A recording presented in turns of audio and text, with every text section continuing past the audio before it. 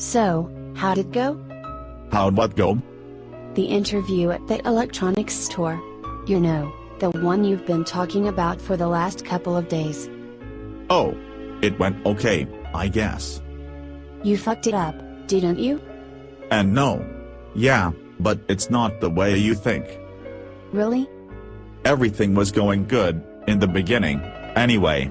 Then it all went to shit when my interviewer decided to simulate a customer interaction through role-playing.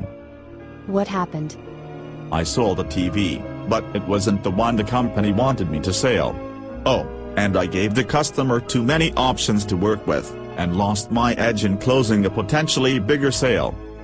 I thought salespeople were supposed to give the customers options to work with.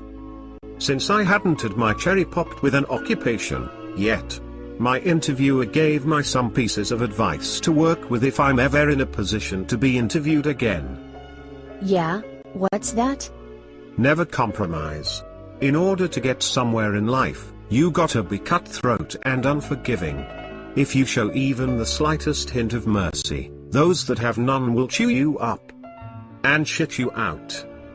Dude, you were only applying for a shitty entry-level position in an electronics store, not a fucking Fortune 500 company.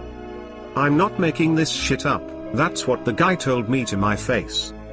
So, since you gave the customer options, and he made a decision from that, which resulted in a sale, your potential boss doesn't hire you because you weren't aggressive enough and didn't initially push for the store's more overly priced bullshit? That sums it up. The guy who interviewed you sounds like an asshole.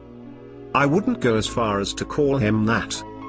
He fucking toyed with you for his sick little game. The guy was never gonna hire you. Admit it.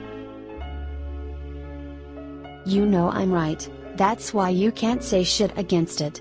I bet when he first saw you, he was all serious and shit, right? Yeah? And then, when you got to his office, or wherever the hell they want to hold the interview, he followed standard operating procedures in asking getting to know you questions. Yeah?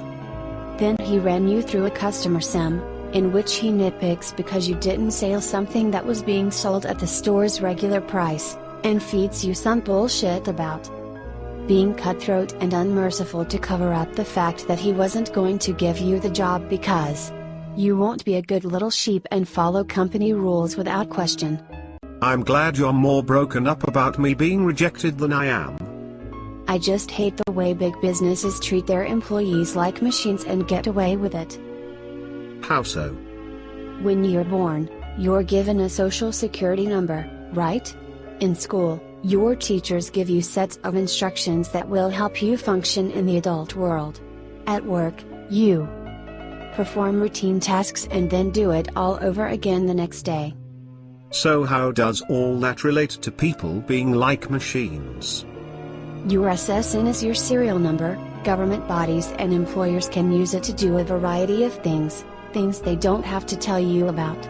School's instructions are like programs that you can access at any time in order to accomplish a trivial task.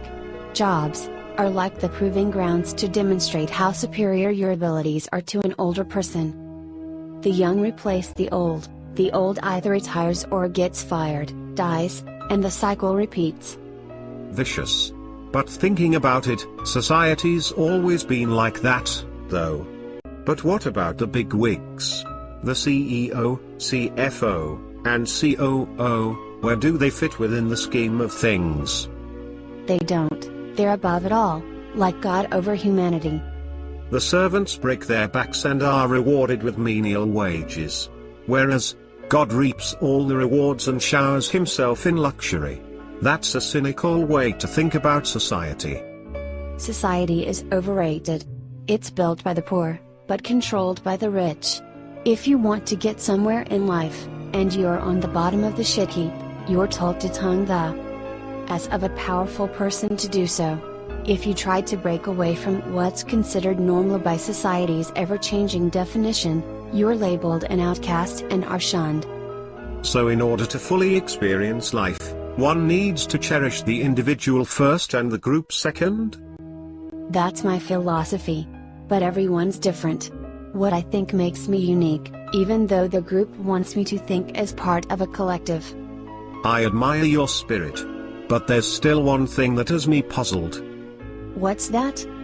Would you like to save your game?